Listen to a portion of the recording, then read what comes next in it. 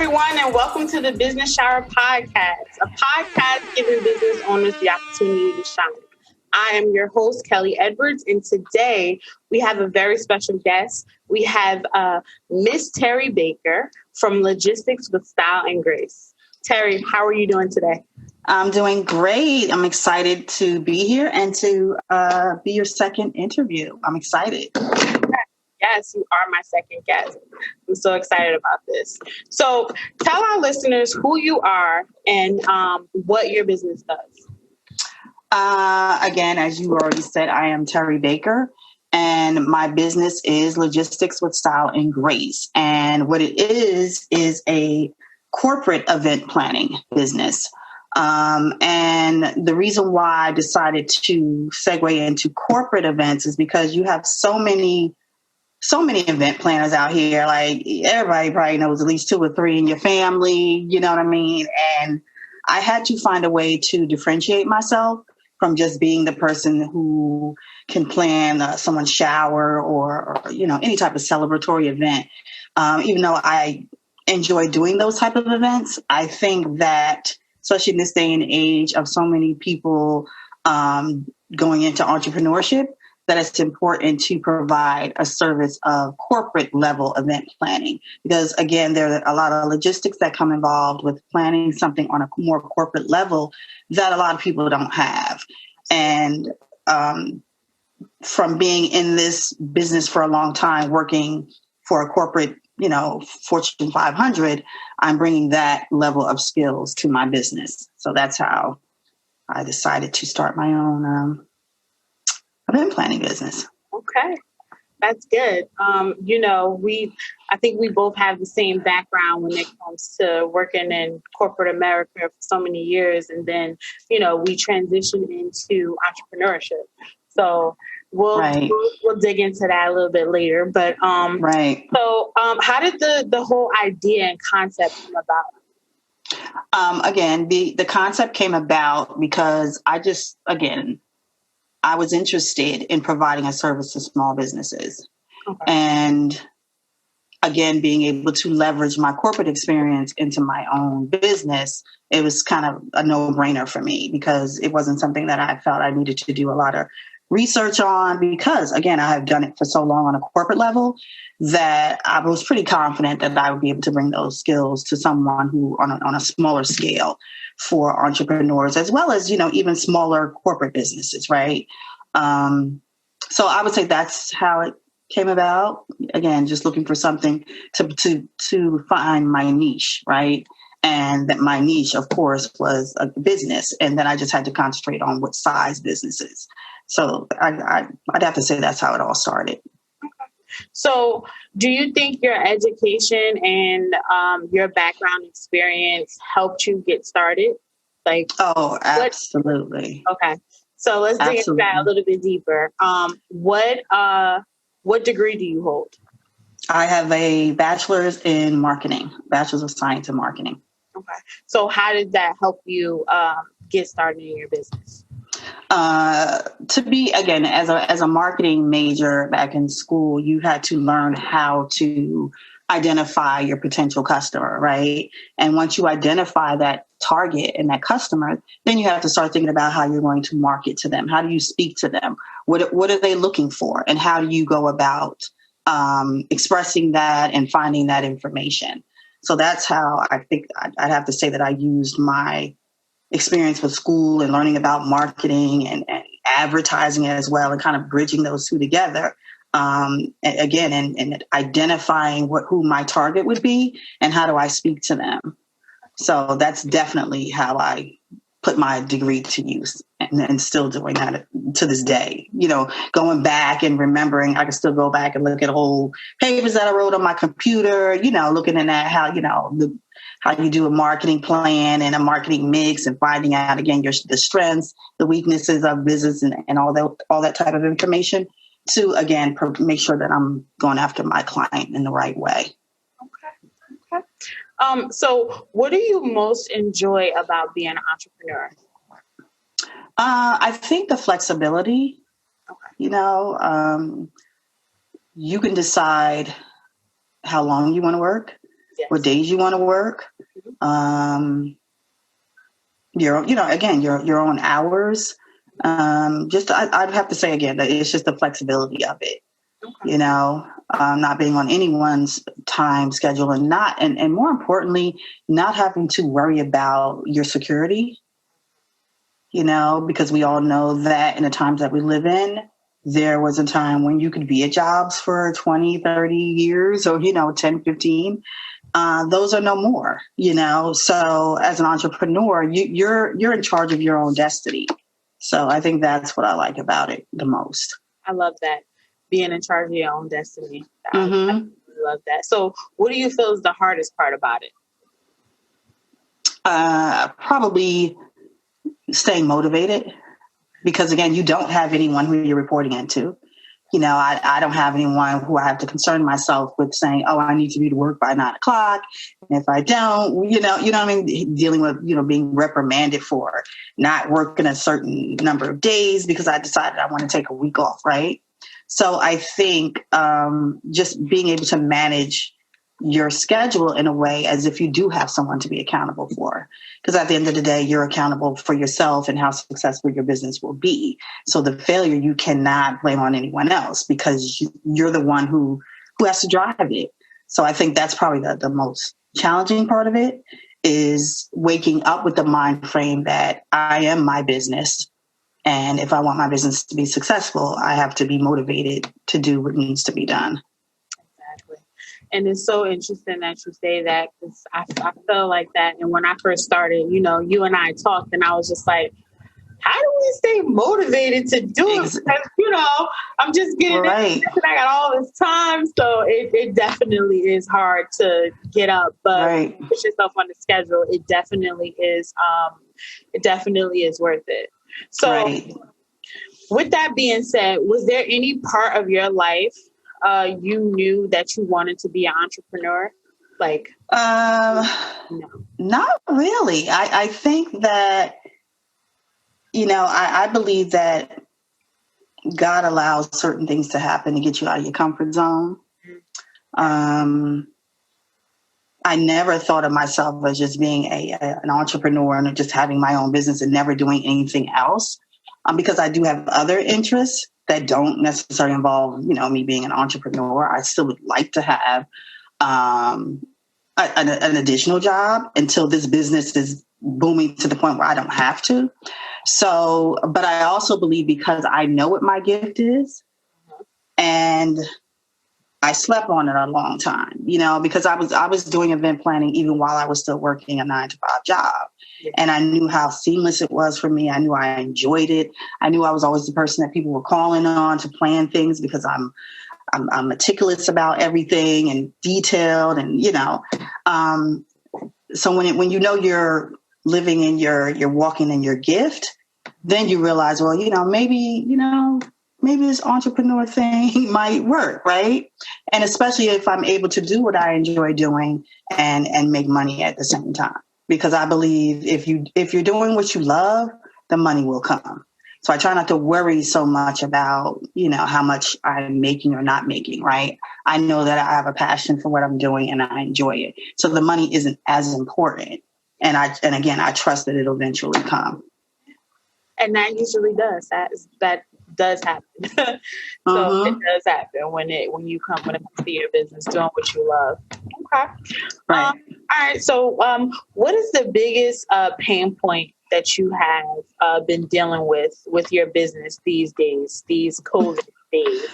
I think probably like a lot of people, and especially because I'm not selling a product, right? I'm selling a service. Yes. And how do you pivot with that, right? I mean, we can do these Zoom calls for events. I have a lot of emails that I get of different small business associations that I'm involved with.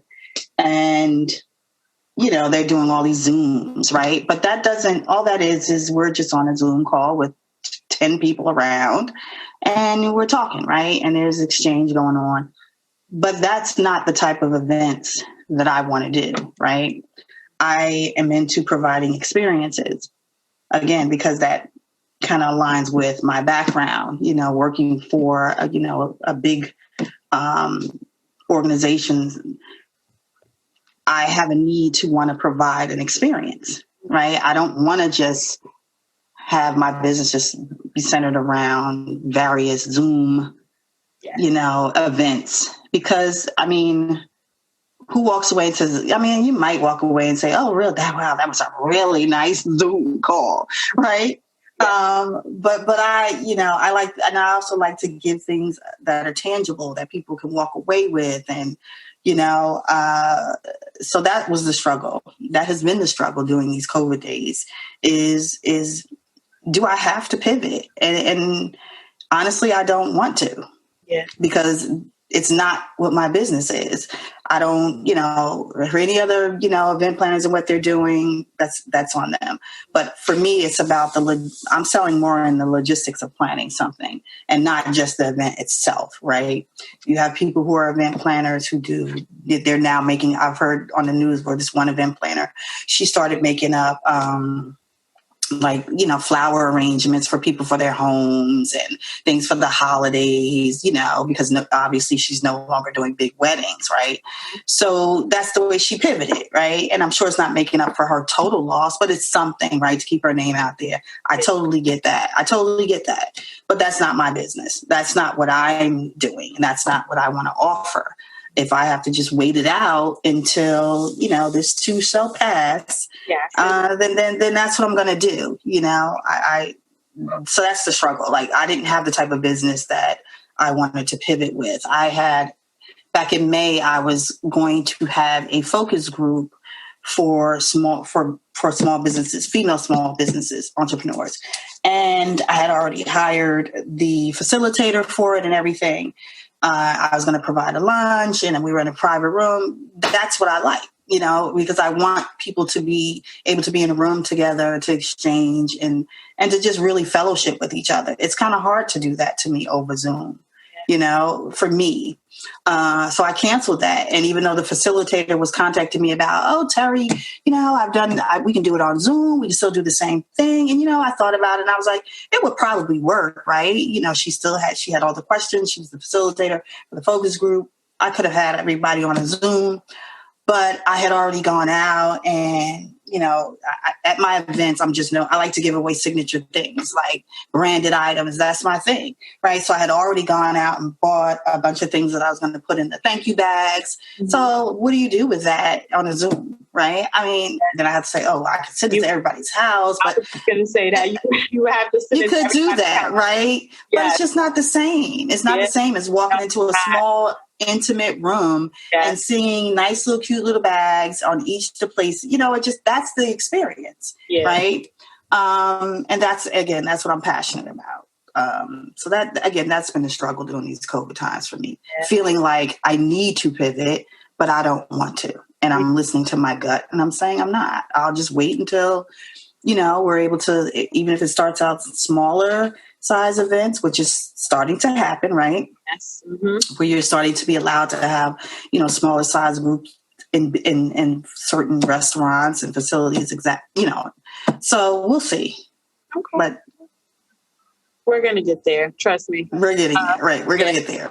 I'm not going to get into politics on the podcast, but yes. we'll get there. Be there soon. We'll get there. Yes. Yeah, I can wait it out, because I know what my passion is, and it's not doing Zoom conferences. Yeah. That's not what I want to do. Okay. So who are 3 people who influenced you the most? 3 people. My first and important, I'd have to say, is my 94-year-old grandmother, who's still living. And I say her one is because she has always been the consistent in my life to tell me that you are here to serve others. Mm-hmm. A lot of people are very selfish in the world, right? And that's not why we're here. Yeah. You're here to serve others in any way that you can find to do that. If it's in your work, if it's in your play, find ways to do that. Mm-hmm. And when you do that, your life will be continuously blessed. And that has definitely been true for me. Mm-hmm. I'm always trying to find ways to be there for others, to be proactive at giving to others, in my friendships and my family, etc. So she would be definitely my number one.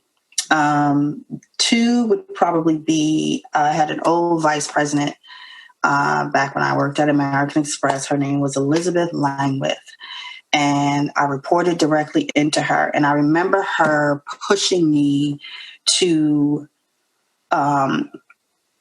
apply. Back then, they used to have these, if you were like a high functioning associate, right, you could apply for a 6-month rotation in a manager role, right? It was like an internship. And I remember her saying to me, you're gonna do this because I believe you're ready. And I remember saying, no, because I've always felt like, nervous and scared about the unknown, right? Taking that chance and maybe even failing, right? And I think that was probably my fear, that I wouldn't do well in it. And she was like, no, I'm going to send you this application and you're going to fill it out. Yeah. And I know you're ready and I know you can do this.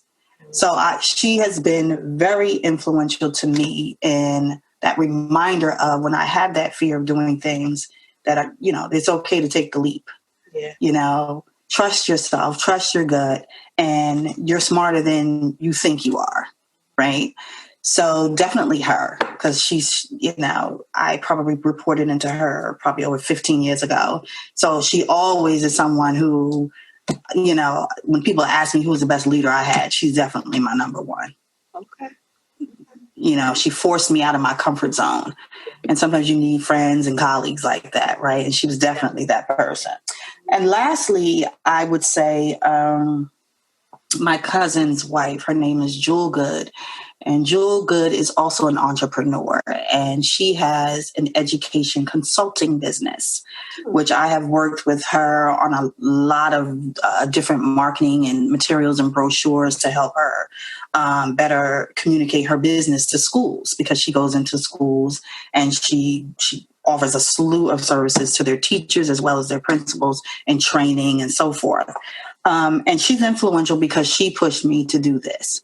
She pushed me. She helped me get my LLC. What did I need to do? I mean, one day she was just like, I want you to come over to my house. And we just sit at the computer. And she was just like, all right, what else? Let's, you got to think of a name. What are you going to do with it? Like she was just like, and again, because she had already been in her business for maybe 3 or 4 years during that time. Mm-hmm. So I admired her for taking the leap herself and deciding she no longer wanted to be in the schools teaching, right? She wanted to be able to form her business where she's giving back to her community and teachers and finding ways to train these teachers better, and particularly teachers in the urban communities, on how to teach our children. So, she's definitely on my third. That is amazing. So you had 3 really good people who influenced you in the entrepreneurial world. That's amazing. Okay. All right. So my next question.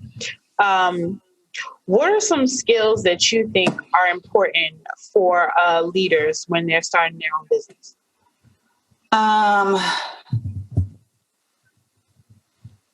Definitely patience. And being patient with yourself. Yes. Yes. Because I think some people might, when you decide that you want to go on the business, and if you're not making the money you want to make right away, that can sometimes be extremely discouraging, which is why I would definitely encourage anyone who's thinking of it that it be your side hustle first, and then you work your way into doing it full time, because you have to have a lot of patience. A lot of businesses fail in the first 3 to 5 years. So that's something that you always have to keep in mind. So just being patient with yourself and your business. And the other one would probably be flexibility. And being flexible would mean, again, there might be instances where you need to pivot. So you have to be prepared and ready to do that. So I know that there has to be a certain amount of flexibility a person must have in their personality, and not be always so rigid, of course, depending on what the business is. What's another? I would say being a good networker.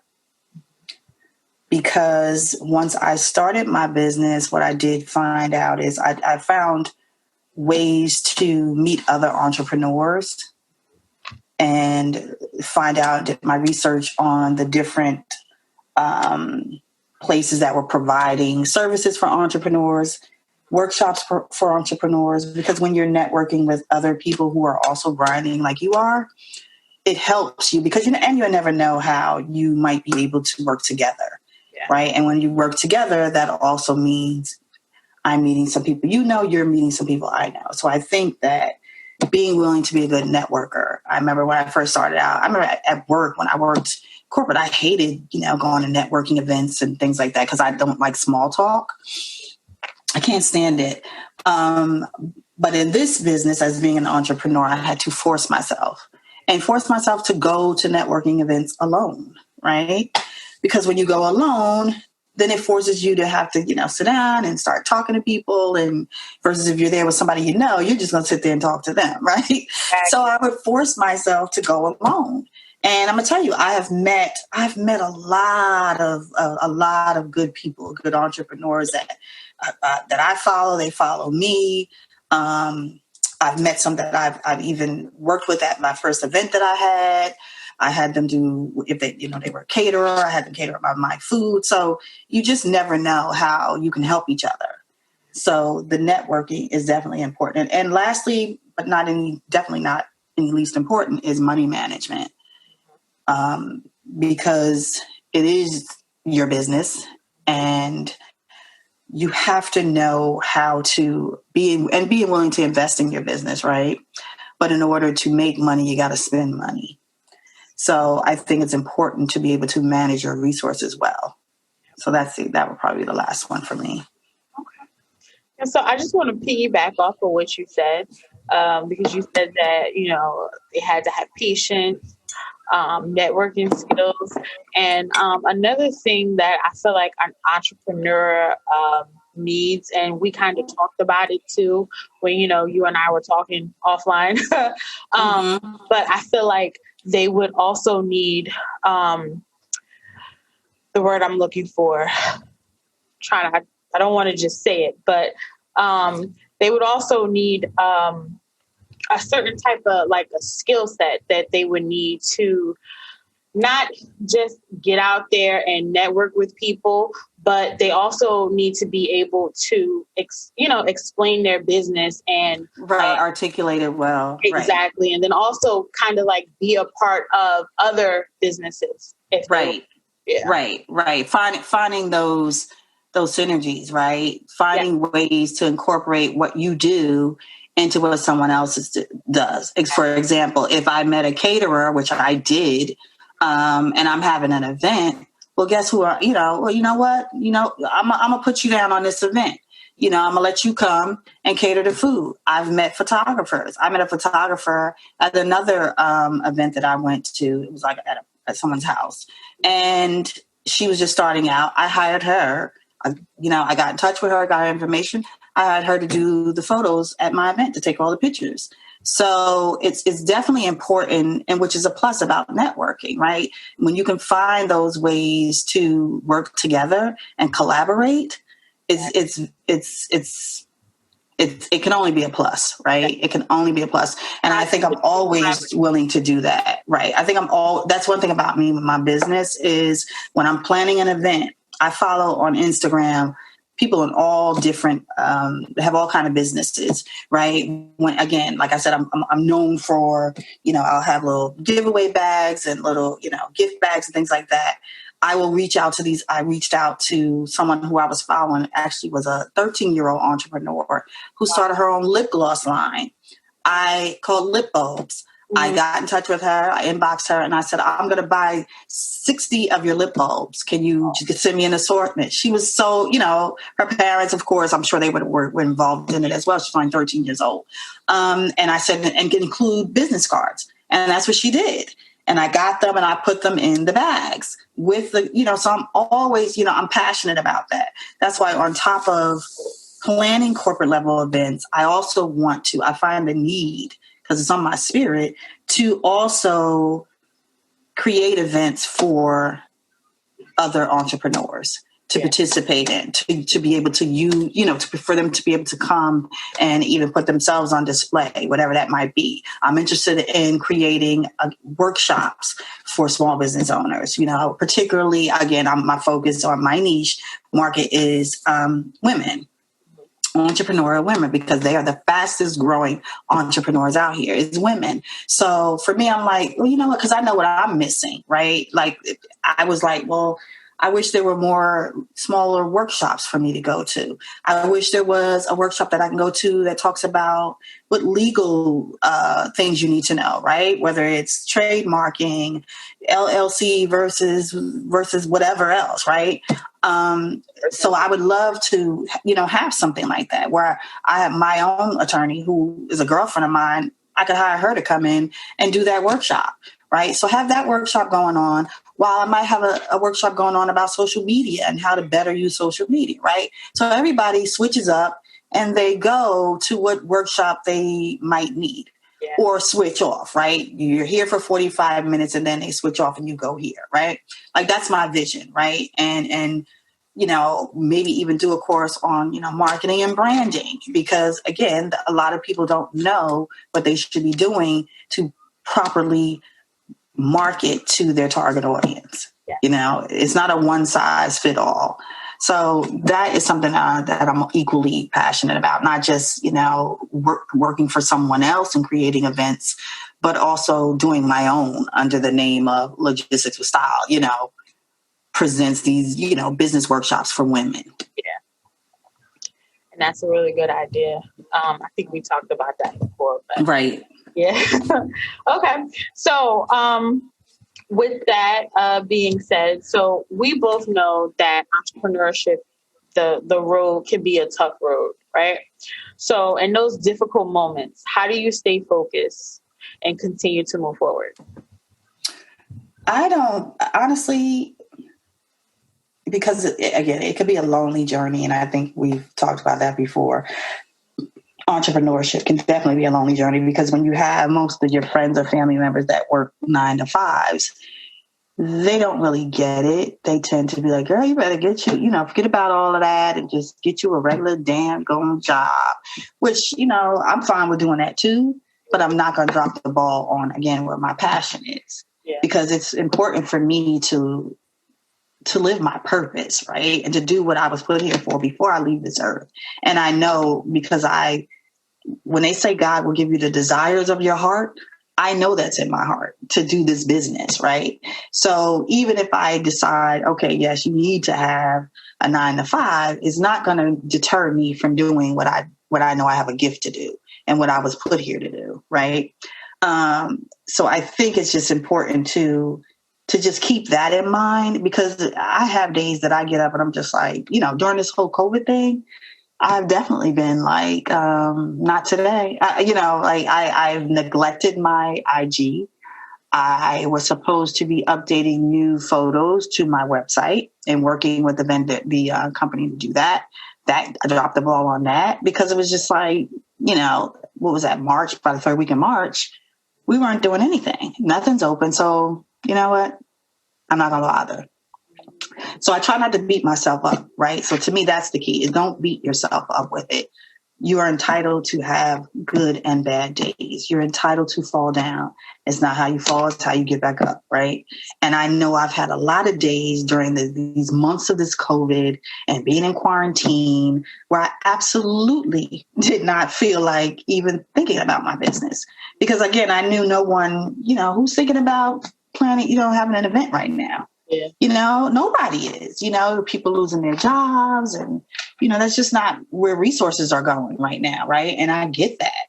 So I just kind of just allowed myself to feel. I allowed myself to go through that and to just say, you know what, you're going to have ups and downs. Yep. And this is just happens to be a down right now. But again, as we said, it's not going to last forever. And once we're back to some level of normalcy, then I just pick up where I left off. and hopefully I have even more momentum because I'll feel like I lost so much time, with just going through this whole COVID period.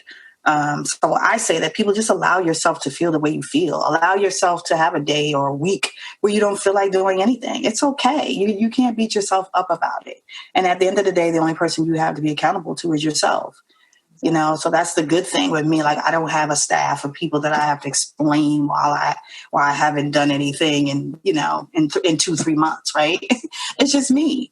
So, and I'm okay with that. Entrepreneurship. Right. There's nobody to report to but yourself. There's nobody to report to but yourself. You're only accountable to yourself. So I allow myself to feel the way that I need to feel on that day, that week, that month, and then I just get back up again. All right. So when you get back up, what makes you get back up? What feeling, what inspires you to get back up? Usually because I might have a conversation with my 26-year-old daughter who will be like, all right, Ma, you know what I mean? She's quick to be like, so what did you do this week for your business? She hasn't bothered with me lately because, again, of this whole COVID. So she knows there's not a whole lot going on.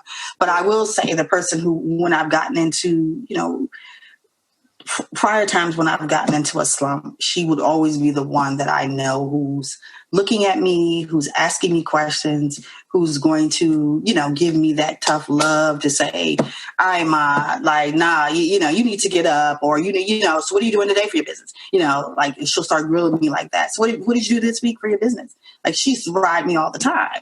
And that's what made me start reaching out to the different resources, the Women's Business Center for Entrepreneurship, that's in Chatham. I got involved with them. They had monthly meetings with entrepreneurs where I met a lot of women in business. So just trying ways to get involved. I went to Raritan Valley Community College. I took an entrepreneur assessment course there. So I just started, feeling like, okay, I'm not just sitting around every day, right? Even if I don't have people in my inbox about events, I'm going to continue to do things to educate myself, and to give me that firelight. When you're around other people who have their own businesses, you realize they're going through the same things. Everybody has those same, off and on days. So when you're able to share that, then you go, okay, when you leave there, I have a whole new attitude. Once I've gone to one of the workshops, I leave out of there inspired and ready to do. All right, let's do this. Yeah. And we've been having a lot of those days where, you don't always feel inspired to do it. With me, it's just kind of like, just push yourself, get up and do it. Because I always feel good after I do it. I'm just like, I feel so good. But, getting out the bed is the tough thing. It's the hard part. Yeah, because you're in the house all day long. So it's kind of... Exactly. And of course, making, setting goals, weekly goals for yourself. I think that helps a lot too. And those weekly goals don't have to be a long list, right? A goal could be 3 things. Because when you try to be, an overachiever and have 10 goals, it's too much and it's not meaty enough, right? And you could probably have 2 to 3 really meaty, good goals to focus on for a week. And then once you get through those, you really feel like you've been productive. Yeah, absolutely. Okay. So what would your parents describe what you do for a living? She would say she's an event planner. She's a corporate event planner. When I had my signature event back in September of, 2019, she came from Delaware and my whole family came. And so they know, and they're clear on it. Like I said, this is something that even though I haven't been doing it in my own business, I have been doing it for a long time for my friends, family, and, so they pretty much know that this is what I enjoy doing. So that's what she just describe it as. She's an event planner. Okay. All right. So what was your biggest failure and what did you learn from it? My biggest failure,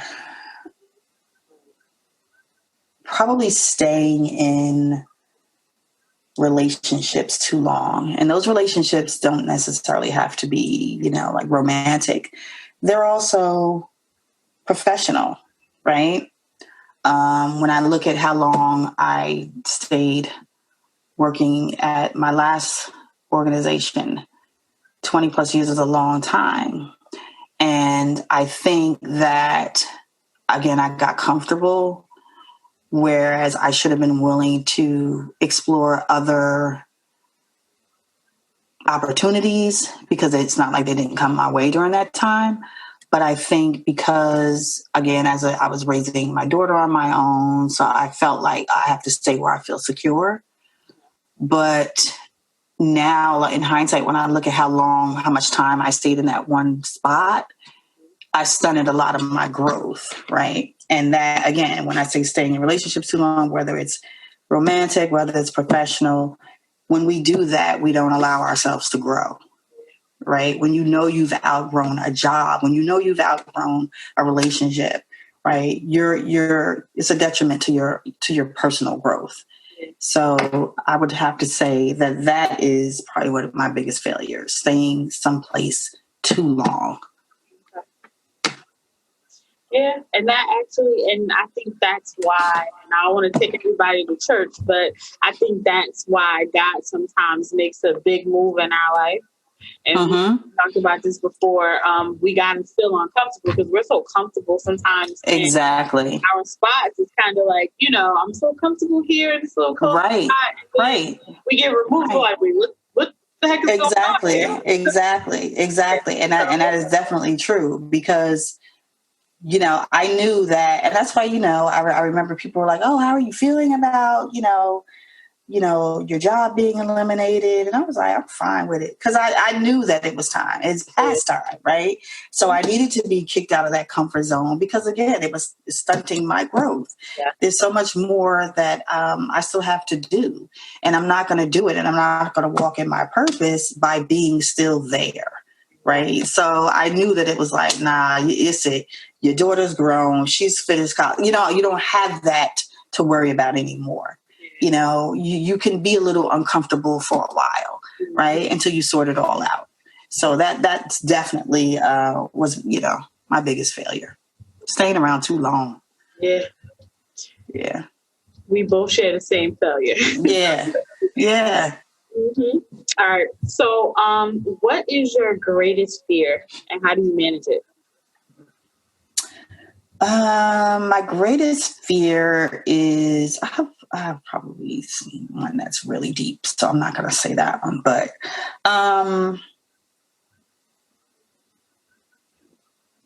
leaving this world, leaving this earth, and not doing what I was meant to do, because I believe a lot of people do, right? So I think that's my biggest fear, that I will, not doing what I was put here on this earth, born to do, right? We were all born here to do something. And when I think about, everybody was, how upset everybody was with Chadwick Boseman's death, right? But think about what he left behind, right? Think about the legacy, and he was only 43 years old, So while a lot of people are like, oh, he was so young and this, but, God doesn't make mistakes, right? So when you think about the impact that he had, and you didn't realize it until he passed away, right? Just how loved he was, just how admired, and how much respect people have for his body of work, right? He did not do anything that he didn't believe in doing. All his work was handpicked. He was not just going to do, I'm not going to play the drug dealer. I'm not going to play what I mean? Those stereotypical roles. Yeah. He played big roles, right? James Brown, yeah. You know what I'm saying? I mean, Thurgood Marshall, mm-hmm. The Black Panther, right? Yes. Those three big roles left such an impact on everybody, right? Mm-hmm. So I believe that he did what he was meant to do, right? He did what he was meant to do in such a big way. And I'm sure that he probably, when you sit back and you think, when he thought about himself, like, I'm at peace with this, right? Because I lived my purpose. I listened to the speech that he made at Howard University. Yes. And it was just so deep, right? It was so deep about your purpose. And your purpose is, it's not, you're not always going to be comfortable in the beginning. And you got to go through all these trials and tribulations to get to your purpose. So that's my thing. Like, I just want to make sure that I live my purpose. Mm-hmm. And my biggest fear is not being able to. So because I don't want to leave, and I want to make sure I'm doing what I'm supposed to be doing and leaving impacts, I have to continue to pursue what's in my heart in terms of my business and what I enjoy doing, and not worry about, how many people, might call for my services.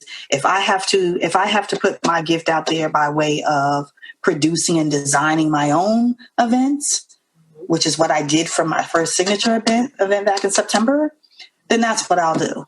And that event was about to give not only myself promotion in what I do, but I also allowed other entrepreneurs to come in and display their what they sell, whether it was product, service, etc.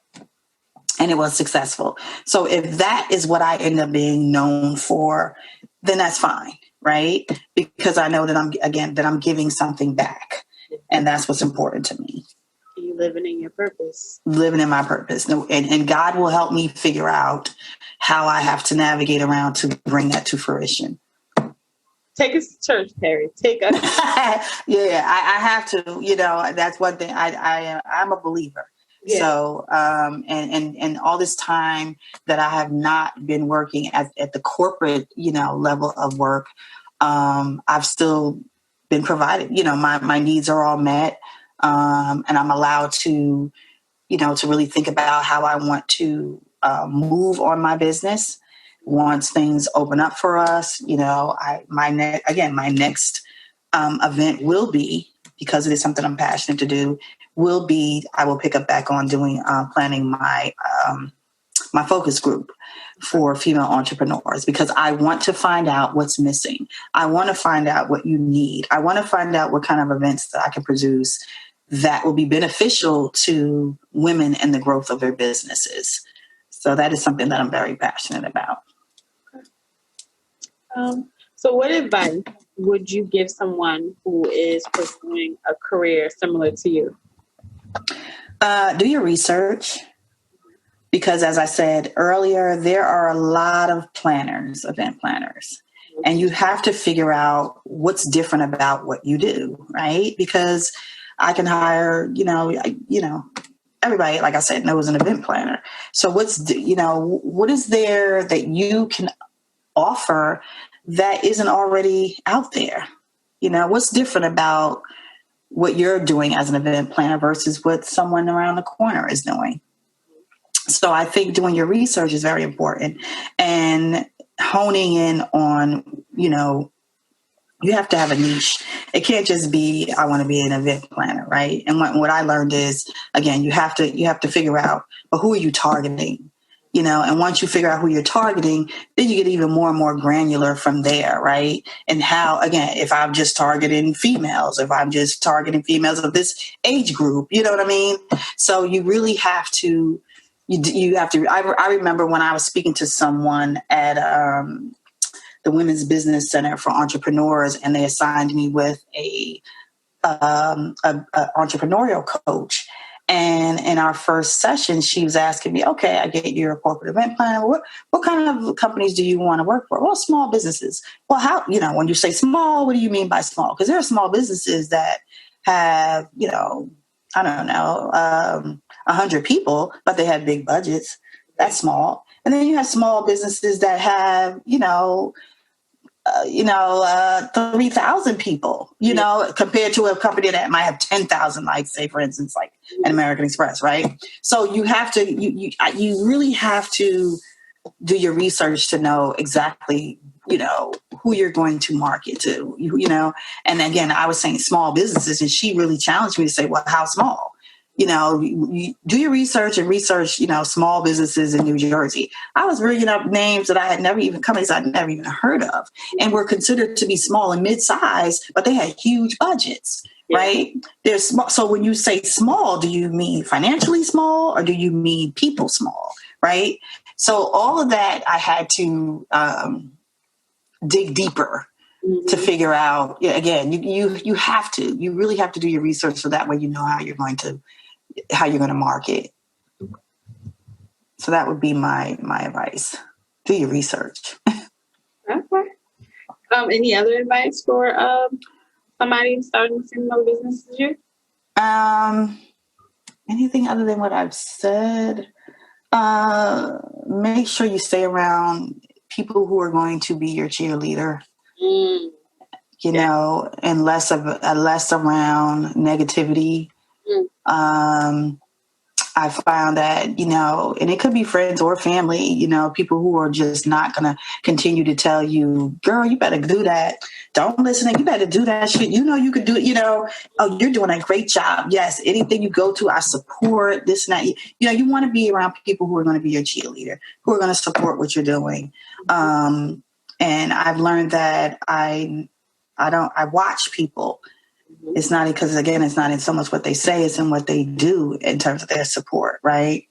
But it's definitely important to get rid of the noise and the people who are not speaking positivity into what you're trying to do. Because, again, it can't, you know, this entrepreneur journey is tough, and it can be very lonely because, again, not everybody has that same mindset that you do to want to have your own business, you know, and when you're not hanging out with people who don't understand, and even if they don't have their own business, I still want to make sure that they're people that are encouraging me, right? And not people that are like, girl, forget about that. You just better go get something because I don't know if that's going to work. And, you know, I don't need that negativity because I fight with that by myself, right, in my head, right? I don't need to hear from you on top of what constantly sometimes is going on in my head. Yeah. So it's enough having to ward out that negativity on my own. I don't need any help with it, you know? So I think it's important to make sure your circle is a supportive circle. Yes. And sever the ones that aren't, because they're just not going to do any good. You know, it's just going to be that negative energy, and you just don't need it. You don't need it. And they're not going to understand what you're doing either. So, right. Not at all. Not at all. So, what are the best resources that helped you along the way of your entrepreneurial journey? Like I said, I got involved. I did a lot of research to find out what services are out here for. Particularly, there's a lot of services out here for women entrepreneurs. A lot. Like I said, the Women's Business Center of Entrepreneurship, which is in Chatham, New Jersey, they were extremely helpful. When I went there, they have services if you need to talk to somebody about becoming a non-for-profit. You know, if you need help on how to, you know, create your LLC, you know, write a business plan. If I was someone who needed to go to the bank for money, right, you got to have a business plan, right? So they have someone there that'll help you write your business plan. So extremely helpful. I will recommend them to anybody. Rutgers University, Newark also has a small business center down there. They were very helpful, still are. So I would definitely recommend them. And again, just finding other resources that you can, which is simply a Google search, right? I mean, a lot of these that I found, I just did it by, you know, Google searching, and then also networking. If you're networking with other entrepreneurs, they might know things that are going on that you don't know about, right? And that's basically also how I found out about Rutgers Newark, how they have their small business center down there. I found that out because I went to another workshop with a woman that owned her own, 3 laundromats in Newark. She was telling me about it. So I think it's just keeping your eyes and your ears open, and when you're networking, and using social media to your advantage. I mean, Instagram, I've started to follow a number of other entrepreneurs, and you see things that they post, you know, that help that you might not know about. So that's definitely where the resources that help me, I would have to say. Dropping some gems in the episode for our listeners. That's great. Okay, so here's my signature question for my podcast. All right. Okay. So what is something unique that no one knows about you or your business? Something unique that no one knows about me. I'm definitely OCD. Okay. No, and I think, I didn't know that. Yeah, I definitely. Okay. And some of that carries over to my business, right? And how I need things to be, and just compulsive about, things being perfect. Mm-hmm. I think, someone said people who always have to be perfect, that's an insecurity. But I don't know if it's that. I think it's just, I want to make sure that when people walk into something that I've produced, that I'm leaving this, wow. Yeah. She didn't leave any rock, what is the expression? Nothing was left unturned. Yeah, no stone was left unturned, right? Because when I go to different events with people, those are things that with the OCD, I'm looking at everything. Oh, those tablecloths I hate when they have wrinkled tablecloths. I don't like, it's every little thing. Well, why did she put it? She should have put the cups here. Yeah. You know what I'm saying? And at home, when I leave my house, I probably check, doing things the same time, doing things over and over again, right? Making sure the stove is off, making sure the door is locked, making sure this plant is here. Oh, somebody move this, let me move it right back there. So just all those little, that's definitely something that people don't know about me. Some might say I'm not surprised, like my really close friends, they probably would say I'm not surprised. That's definitely something that you are, but yeah. Okay. Yeah, see, you think you know somebody. Right. Now the next time we get together, you'll be looking at little things that I do. Yeah, I'll be like, is this good? Yeah, let me move this here. Oh, no, not put it. That's all day. Okay. So is there any question that you wish I asked you on the podcast that you want to discuss quickly before we end? I don't think so. I think your questions were very thorough, and hopefully I answered them all thoroughly as well. I can't think of anything that I wish you would have asked me but didn't. And if you didn't, I think I probably found a way to segue and get it in there. Yeah, I think that's probably, I think this was pretty thorough. Okay. So where can our listeners connect with you online? Online, you can connect with me. I have a Facebook, but I really, my business for my Facebook, there is a page there, but I'm not as active there as I'm more active on Instagram. So on Instagram, I can be found at Logistics with Style. And on, obviously, my website is logisticswithstyleandgrace.com. So that's where they can find me. And I'm looking forward to, getting through this pandemic that we're in, so that way I can get back to business and get back to my planning, get back to my, the workshops that I haven't, the things that I know that I envisioned that I want to do, and bringing, just making them happen. So, but thank you for having me, Kelly. I appreciate it. You're welcome. And everybody, thank you for checking out episode 002 from the Business Shower Podcast. And good night, everyone. Good night.